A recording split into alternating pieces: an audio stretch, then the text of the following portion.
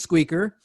So let me just talk about what I saw, because there was, when it came to Joey, this is your first time, your debut, you killed it. Oh yeah, you killed it. Thank you. Thank you. There's only one that I go, and even our reigning champion Randy, when he does one, he's probably one of the best casters we have. There's always one that goes, doesn't make sense to me. And for me, that was Caitlin Olsen. I've only seen her in It's Always Sunny, and yes, they do a lot of stuff. Especially they've been on 11 years. They've revamped that show 7-8 times. Why Kate Olsen? Because I don't see it. Like I said, it comes down to comedic timing, man. It's not something that you can teach. That kind of personality, that kind of comedic timing is just, it's irreplaceable. And throughout the span of It's Always Sunny, she's proven that she has she can be serious, she can be funny, she can be manic, she can do almost anything.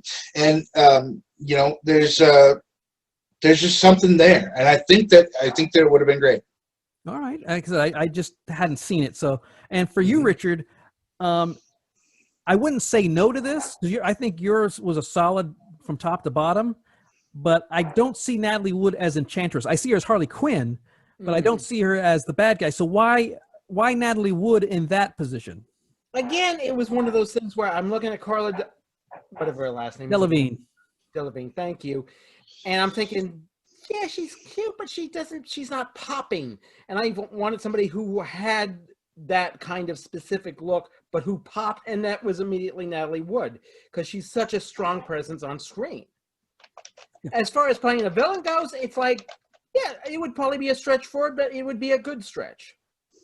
Well, normally we would talk about the double feature, but you went to a tiebreaker, so this is not going to be a super long show.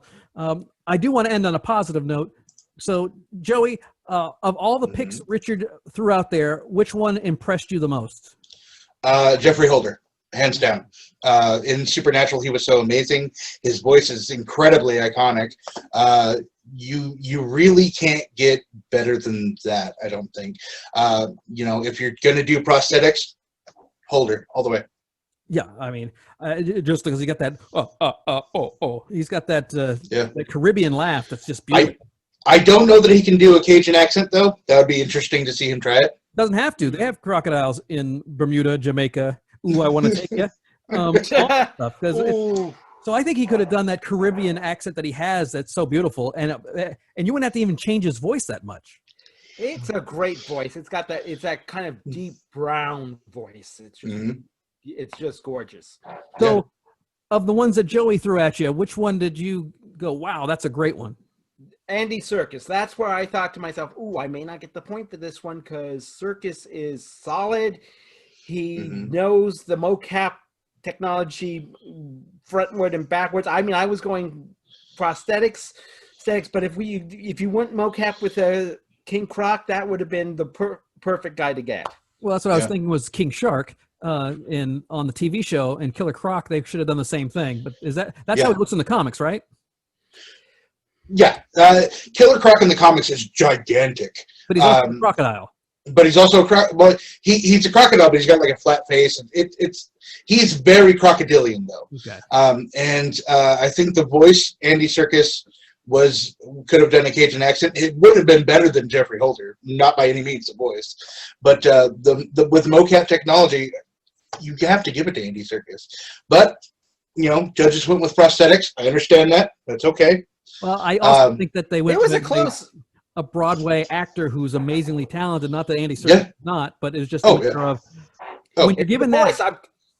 I mean, when you're given the choice between Jeffrey Holder and Andy Serkis, just the fact that you don't see his name, it's one of those, I'm reminded of how great he is. So even that is just, I think they also just picked because that name came out of nowhere. So all things being equal, which in this instance it probably would be, they're both great actors, you go with Jeffrey Holder because he deserves the cred. Andy Serkis will find something else down the road and be just as awesome. Oh yeah, absolutely. He's still making loader money, Well, I really appreciate you, Joey. First time on, you killed it, and you were great. I hope you come back. Yeah, good match, man. If we ever have one, because at this rate, I'm going to throw this machine out the window. I don't know what I can do to make it any better. Richard. Congratulations, Richard, by the way. I didn't say that, but congratulations. You did phenomenal. Well met, sir. You did a great job. It was one of those things where if it went another way, it would have been you. Yeah, it was. It was definitely a gentleman's duel. I'll say that. You're right. Absolutely. No matter what, if it had gone the other way, it would have been Joey. One or two options, really. No matter what, had he 50-50. If it wasn't you, it would have been Joey. Yeah, absolutely. Well, it could have been Chillstein though, but yeah. Richard, we will see you in the second round in January. But until then, thanks for watching the post show, and thank you both for being on. I really appreciate it. Yeah. Thank you for having me. Happy to be here.